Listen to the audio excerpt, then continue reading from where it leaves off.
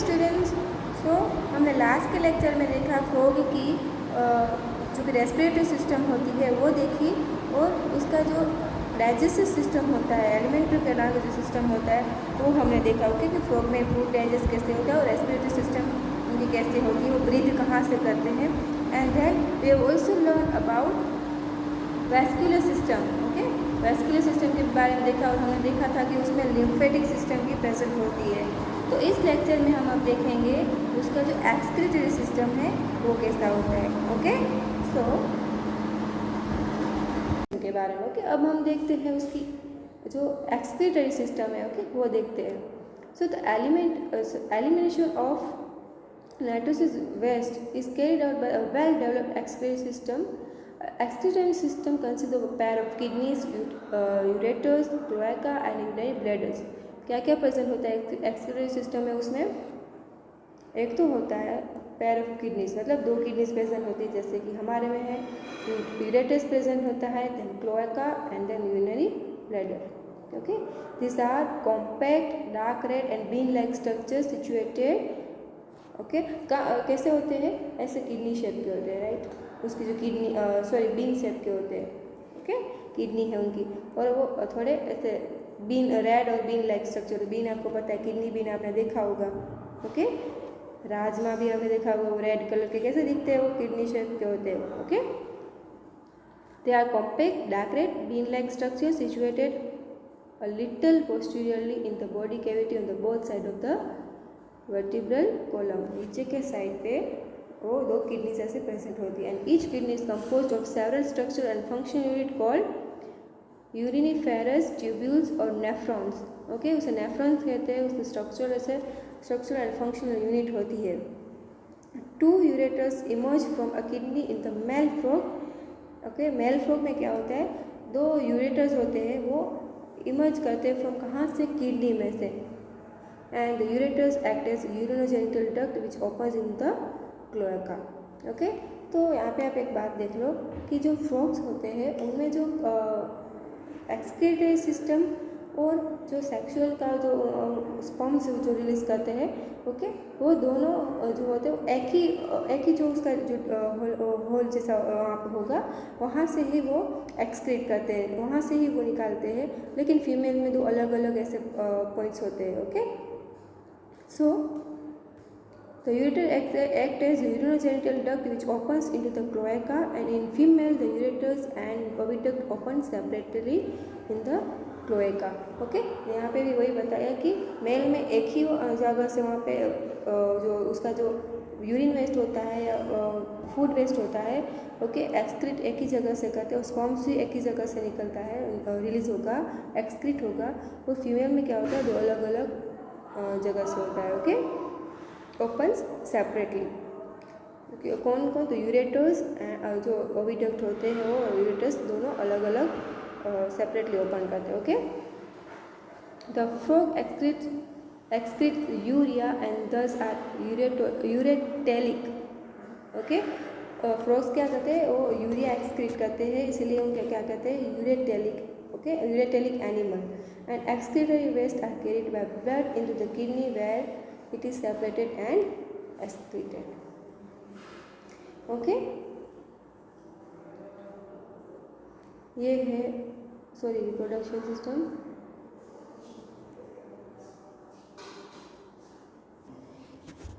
सो अब बात करते हैं उसकी नर्वस सिस्टम के बारे में. Okay, so the system of control and coordination is highly evolve in the frog. Okay, control और कोऑर्डिनेशन की जो सिस्टम होती है वो नर्वस सिस्टम कंट्रोल करता है. ओके, फ्रॉग में, तो फ्रॉग में जो होती है वो वेल डेवलप्ड है उसमें भी. Okay, and it includes both neural system and endocrine glands. यहाँ पे भी इस सिस्टम में भी दोनों प्रेजेंट होंगे. एक तो न्यूरल सिस्टम भी प्रेजेंट होगा, मतलब नर्वस सिस्टम वेल डेवलप्ड है, इसीलिए उसमें क्या प्रेजेंट है? एक तो न्यूरल सिस्टम भी प्रेजेंट है और एंडोक्राइन ग्लैंड भी प्रेजेंट है. And the chemical coordination of various organs of the body is achieved by hormones which are secreted by endocrine glands. Okay, endocrine glands होते हैं वो क्या करते हैं? वो यहाँ पे जो फ्रॉग में है वो क्या करेंगे? हार्मोन्स को सिक्रेट करेंगे. Okay, the prominent endocrine glands found in the frog are, कौन से है वो? Pituitary gland, thyroid, parathyroid, thymus, pineal body, pancreatic islets. Okay, फिर क्या है उसमें? गोनाड्स, और यहाँ पे एड्रेनल्स भी प्रेजेंट होते हैं। फ्रॉग में क्या प्रेजेंट होते हैं? एड्रेनल्स और गोनाड्स भी प्रेजेंट होते हैं। And the nervous system is organised into a central nervous system, okay, and peripheral nervous system. उसमें दो जो नर्वस सिस्टम होती है वो दो पार्ट पे डिवाइड की गई होती है। एक तो होता है उसमें, let me this put down, okay, एक तो होता है इसमें सेंट्रल नर्वस सिस्टम और एक होता है पेरिफेरल नर्वस सिस्टम। तो सेंट्रल नर्वस सिस्टम है, ओके, जो बीच और सेंट्रल का होता है वो it contains brain and spinal cord. Okay, brain यहाँ पे उसका जो हेड है, यहाँ पे ब्रेन होगा उसके ऊपर, ओके, ब्रेन, और यहाँ पे उसकी बॉडी होती है पीछे, उसमें स्पाइनल कॉर्ड भी प्रेजेंट होता है। तो जो सेंट्रल नर्वस सिस्टम है उसमें ये दोनों प्रेजेंट होंगे, ओके, इट कंटेन्स क्या? Brain and spinal cord. और जो पेरिफेरल नर्वस सिस्टम होती है, आसपास की जो पेरिफेरल की नर्वस सिस्टम होती है, okay, it contains cranial and spinal nerves. उसमें क्या प्रेजेंट होता है? Cranial and spinal nerves present होता है, okay. And N autonomous nervous system इसमें प्रेजेंट होता है।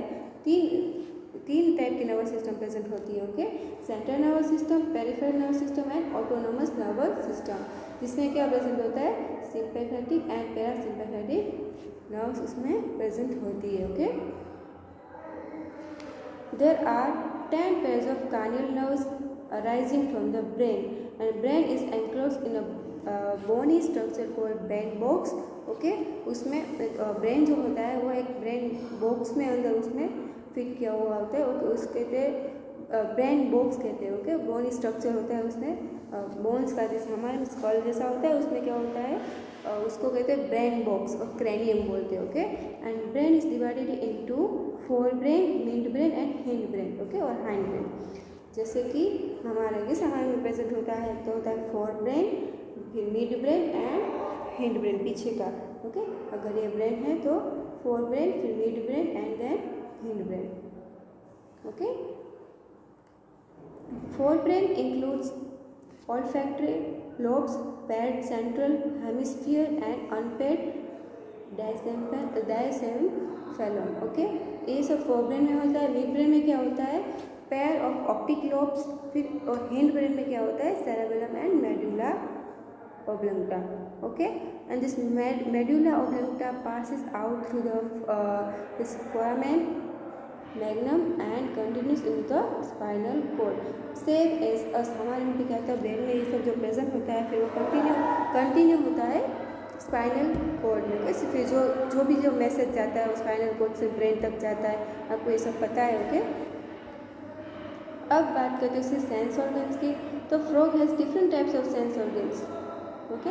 क्या होता है उसके पास? एक तो टच का सेंस ऑर्गन जो होता है, टच, उसके होता वो किससे होता है? सेंसरी पैपिले, जो उसकी जो बॉडी है उसमें सेंसरी पैपिले जो होता है, उसमें वो टच करते हैं जो भी, उनको पता लगता है कि ये क्या है, कौन सा ऑब्जेक्ट है, ओके। और टेस्ट बर्ड, आपको पता है ये, जैसे हमारे में होता है टंग होती है, हम टेस्ट करते हैं तो हमें पता है यहाँ पे सॉल्ट होता है, स्वीट होता है, टेस्ट जो आती है अलग अलग हमें। फिर एक स्मेल का होता है, वो नेजल एपिथेलियम से आता है, ओके, नोज से ऑब्वियसली। विजन जो आइज से आएगा, ओके, एंड हियरिंग जो टाइपेनियम से आएगा विथ इंटरनल ईयर्स, ओके। टाइपेनियम जो ऐसे प्रेजेंट होता है उससे उसके जो इंटरनल ऑर्गन्स होते हैं उससे वो सुन सकते हैं, okay. And after this eyes and internal ears are well organized structures and the rest are cellular aggregations around nerve ending. इसमें से क्या आइज़ और ईयर होते हैं वो वेल ऑर्गेनाइज होते हैं, जैसे हमारी बॉडी में होते हैं वैसे होते हैं कि अच्छे से देख सकते हैं, अच्छे से सुन सकते हैं, लेकिन दूसरे जो है लाइक टेस्ट, स्मेल, वो सब होते हैं वो इतने वेल ऑर्गेनाइज नहीं होते हैं, okay. So eyes in the frog are pair of spherical structures situated in the orbit in the skull and these are simple eyes, okay. ये सिंपल आइज होती है, कॉकरोच की तरह कंपाउंड आइज नहीं होती है। And external ear is absent in frogs and only diaphragm can be seen externally. उसके external ear मतलब क्या है कि हमारे में कैसे ऐसे होते हैं, एक्सटर्नल ईयर जब ऐसे खींचते हैं वो ये होते, ये उसमें नहीं होते फ्रॉग में, सिर्फ इंटरनल ईयर होते हैं। Okay, the ear is organ of hearing as well as balancing.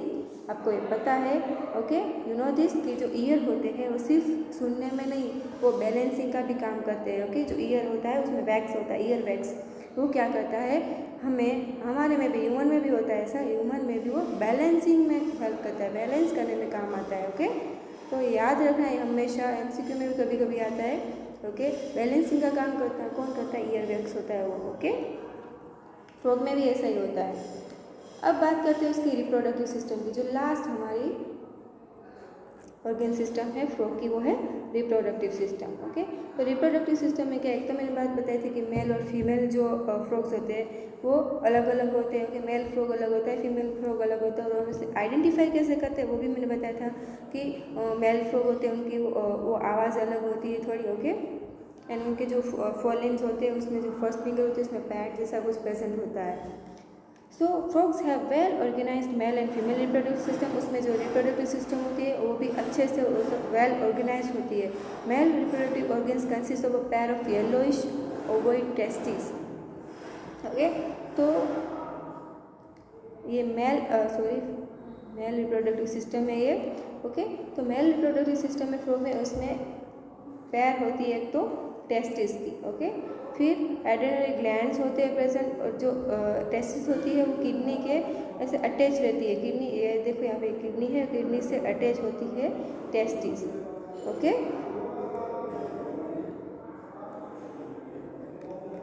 सो फिर which are found adhered to the upper part of the kidneys by a double fold peritoneum called mesochorium. Okay, and vasa afferentia are 10 to 12 inch, okay, 12 to 12 in number that arise from testis. Okay, वैसा फ्रेंसिया भी present होता है जो यहाँ से testis में से rise होता है। ओके, निकलता है। यहाँ पे देखो, यहाँ पे दिखाया गया है वैसा फ्रेंसिया, ये जो ऐसे लाइनिंग करके थोड़ा किया है वो। Okay, finally they enter into the kidney on the either side and opens into the Bidder's canal, and finally it communicates with the urinogenital duct which that comes out of the kidneys and opens into the cloaca, and this cloaca is small median chamber that is used to pass fecal matter, urine and sperm to the exterior. Okay, इनका जो mail का जो cloaca होता है, cloaca मतलब ये anus जो होता है, एनस फ्रॉग में इसको एनस नहीं बोलते, क्लोआका बोलते हैं। जो क्लोआका होता है ये है यहाँ पे क्लोआका। ओके, तो क्लोआका होता है उसमें से एक तो ये वेस्ट जो यूरिन वेस्ट होता है वो भी रिमूव होता है, स्पर्म्स भी रिमूव होते हैं, ओके, एक्सक्रीटा भी होता है। ओके, यहाँ पे भी आपको दिखा रहे, जैसे यही बोल रहे हैं कि cloaca is small medium chamber that is use to pass faecal matter जो होता है उससे रिमूव करने में, फिर यूरिन एंड स्पर्म, तीनों एक ही क्लोआका होता है, होल होता है, उसी में से निकलती है। फिर डक्ट होता है उसी में से, लेकिन फीमेल में अलग अलग होता है। तो अब देखते हैं हम फीमेल रिप्रोडक्टिव के सिस्टम के बारे में। The female reproductive organs includes a pair of ovaries. उनके पास भी ओवरीज के दो ऐसे पेयर होते हैं, मतलब 2 ओवरीज प्रेजेंट होगी। See here, okay, the ovaries are situated near kidneys and there is no functional connection with kidneys. okay, वो किडनी के ऐसे बाजू में ही होती है, पास में ही होती है, लेकिन उसका कोई कनेक्शन नहीं होता, अटैच नहीं होती है। जैसे कि मेल में क्या है, मेल में वो अटैच है, टेस्टिस होती है, वो मेल में किडनी होती है, उससे अटैच होती है, लेकिन जो ओवरीज होती है वो किडनी से अटैच नहीं है। And the ovaries are situated near the kidneys and there is no functional connection with kidneys. A pair of oviduct arise from ovaries opens into the cloaca separately. दोनों अलग अलग जहाँ से डक्ट होते हैं वहाँ से अलग आते हैं। ओके, ओवरीज अलग, ओवरीज होते हैं, ओवरीज यहाँ से क्या आएगा, एग्स आएंगे। ओके, फीमेल से एग्स अलग अलग आते हैं, और जो उसका यूरिन वेस्ट एक्सक्रीटा होता है, फीकल वेस्ट होता है, वो अलग डक्ट से आएगा। Okay, so mature female can ले up to 2500 to 3000 ova at a time. इतने सारे वो एग एट अ टाइम वो ले कर सकते हैं, okay. And fertilisation is external and takes place in water. Fertilisation water में ही होता है, बाहर ही होता है, ओके, एक्सटर्नल होता है। And development involves a large stage, okay, larval stage called tadpole. सबसे पहले वो डायरेक्ट एडल्ट फ्रॉग नहीं हो जाता, पहले वो क्या होता है, वो टेडपोल बोलते हैं उसको, वो लार्वल स्टेज होता है, ओके, लार्वल स्टेज होता है, छोटे छोटे जैसे टेडपोल्स बनेंगे, फिर tadpole undergoes metamorphosis and to form adult, okay. Tadpole होते हैं वो फिर एडल्ट में, एडल्ट फ्रॉग में कन्वर्ट हो जाएंगे, ओके। ये तो सब उसके सिस्टम के बारे में हुआ, ऑर्गन सिस्टम के बारे में हुआ। लेकिन अब फ्रॉग होते हैं वो हमें क्या हेल्प करते हैं, वो क्या बेनिफिशियल है, ओके। तो frogs are beneficial for mankind because they eat insects and protect the crop. वो क्या करते हैं, वो इंसेक्ट खाते हैं, इसलिए and then it protect the crops, okay. And frogs maintain ecological balance because these serve an important link in the food chain और food web in the ecosystem. ये क्या करते हैं, ये बैलेंस करते हैं हमारे इकोसिस्टम को, क्यों, क्योंकि ये क्या करते हैं, फूड चेन और फूड वेब होती है, आपको पता है कि घास को ये खाते हैं, फिर जो भी ग्रास होपर्स होते हैं, ग्रास होपर को फिर ये फ्रॉग खाएंगे, फ्रॉग को फिर दूसरे एनिमल्स होते हैं वो खाते हैं। ऐसे जो फूड चेन्स और फूड वेब्स होती है वो मेंटेन करते हैं फ्रॉग, इसीलिए उनका इकोनॉमिकल इम्पोर्टेंस होता है, क्योंकि वो इकोसिस्टम को बैलेंस करते हैं, okay. In some countries, the muscular legs of the frogs are used for the food by the men. कहीं कहीं कंट्री में क्या करते हैं, इनके जो लेग्स होते हैं, मस्कुलर लेग्स होते हैं, वो एज अ फूड भी इनको यूज़ करते हैं, ओके। सो यहाँ पे हमारा जो चैप्टर है वो ख़त्म हो जाता है, 6th चैप्टर, ओके। आपको अगर कोई डाउट हो तो मुझसे पूछ लेना, ये हमारा चैप्टर ख़त्म हो गया, ओके। Thank you.